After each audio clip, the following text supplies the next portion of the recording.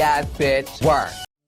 A Pesquisa Nacional da População LGBTI+, ela foi uma pesquisa desenvolvida, assim, começada a ser desenvolvida, né, em 2019,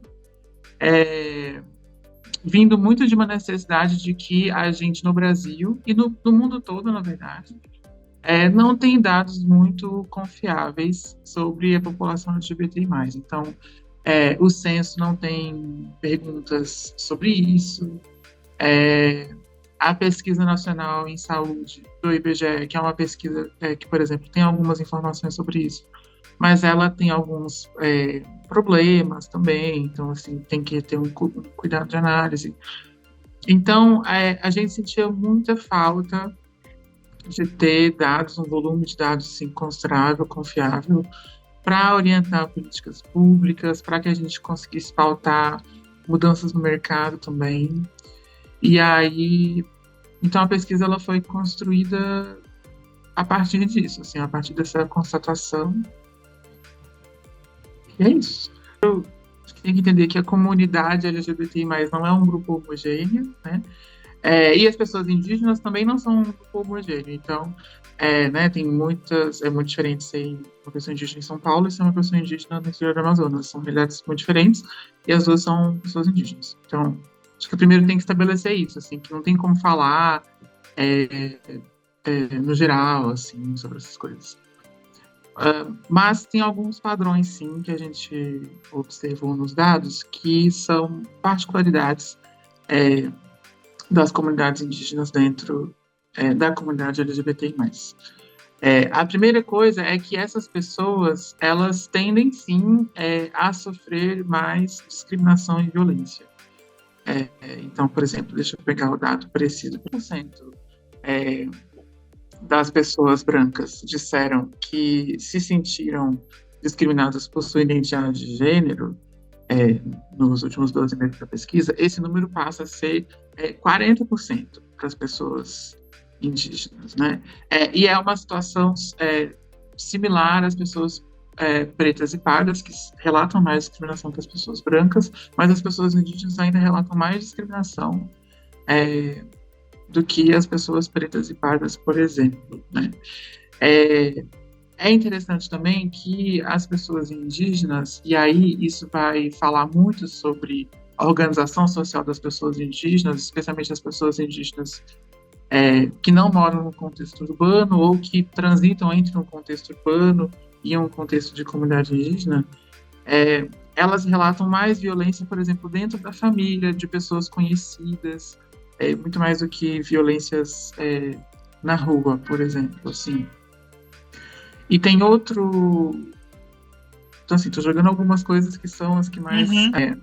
Tem outra questão muito importante, que é as pessoas indígenas que responderam à pesquisa, elas também são pessoas muito mais ativas nos movimentos sociais. Então, elas relatam frequentarem mais reunião de partido, frequentarem mais reunião de outros movimentos sociais, irem mais a passeatas, a manifestações. E aí, isso pode falar das diferentes formas de organização da comunidade indígena, que tendem a ser pessoas com um olhar mais voltado para as comunidades, mais coletivo, mas também porque essas pessoas sofrem mais violência, sofrem violências muito específicas, e isso, então, as empurra, assim, para a vida política, né? No Brasil, quando a gente tende a falar, por exemplo, de questões raciais, as pessoas automaticamente acham que a gente está falando de pessoas pretas e pardas, que, claro, tem muitas questões,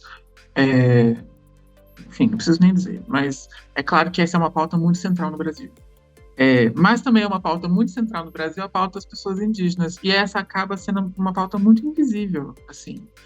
A gente acha que nem tem pessoas indígenas, elas estão lá no meio do Amazonas, e, enfim, não diz respeito.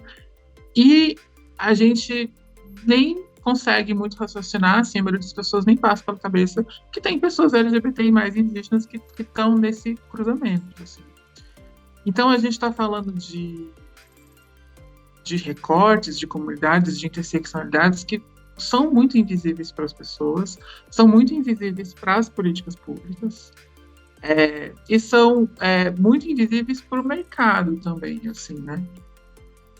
Então, é muito importante, sim, a gente ter pesquisas que vão falar sobre a comunidade LGBT no geral, porque aí a gente já tem muitas questões importantes, mas é importante falar das pessoas LGBT com deficiência, das pessoas LGBT pretas e pardas, das pessoas LGBT indígenas, que acabam sendo recortes que estão aí na intersecção de discriminações, de violências, de negação de direitos, e que acabam não tendo um olhar atento o suficiente, assim, principalmente na formação de políticas públicas, né, e no debate. Então, é, por exemplo, é só agora, em 2023, que a gente tem um Ministério dos Povos Originários e que a gente começa a ter alguma representação indígena nas esferas do governo federal.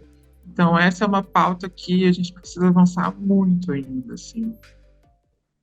32 anos. E aí, eu sou de uma geração em que o dia do índio na escola era um dia de brincadeira, de colocar um cocar de papelão ou de EVA na cabeça e cantar a música da Xuxa. Então, tem um olhar muito. A gente começa a construir um olhar muito infantilizado, muito primitivo, assim, né? Um olhar que esses são pessoas primitivas, muitas vezes que são pessoas que não existem mais, assim, como se não elas não estivessem por aí, ou elas não existem no contexto urbano, né? Elas estão lá nas suas comunidades, não me dizem respeito eu aqui morando numa cidade grande.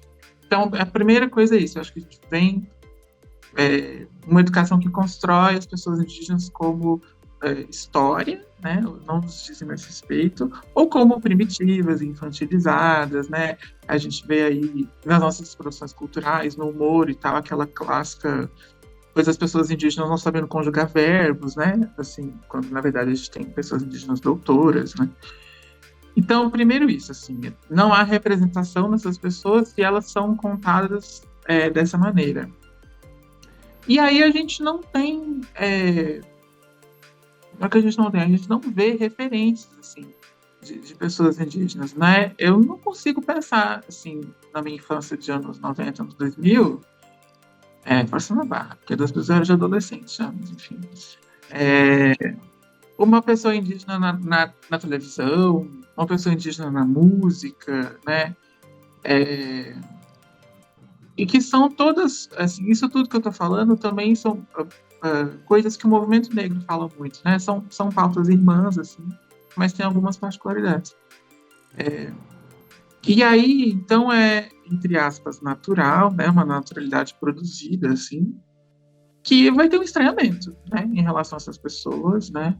Elas são construídas como exóticas, como primitivas, como infantilizadas, como burras, né? Como coisas do passado, e aí, recentemente, né, a gente conseguiu virar um pouco essa página, mas como impedidoras do progresso, né, folgadas, né, não quer trabalhar. Então, vão se produzindo assim essas camadas sobre essas pessoas. E aí, como que a gente vai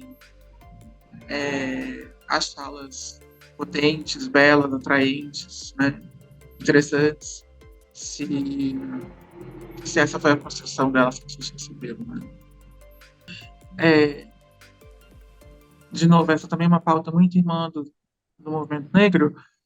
Ser indígena não é só sobre uma herança de sangue, né? É, vem aí uma herança cultural muito desvalorizada, né? Para não dizer assim, para ser educado. Além disso, isso vem acompanhado de uma herança também de privação de direitos que também se converte é, numa condenação à pobreza, muitas vezes, né? Então, assim como quando a gente fala de privilégio é, branco, a gente está aí tecido junto, que tem a ver com privilégio de classe, que tem a ver com privilégio da aparência, são coisas que todas estão tecidas juntas, assim, por causa da nossa história. Também é importante pensar isso as pessoas indígenas, né? São pessoas que são mais socioeconomicamente vulneráveis, que têm mais dificuldade de se inserir no mercado, na universidade. É, então, não é só sobre a aparência de pessoas indígenas, fenótipo, assim, e nem só sobre essa herança genética. Tem a ver com essa herança cultural que é desvalorizada, que não pode ser expressada, é, tem a ver com essa herança socioeconômica, né, que já coloca essas pessoas em outro lugar da sociedade. É isso, assim, são coisas que estão todas tecidas muito juntas.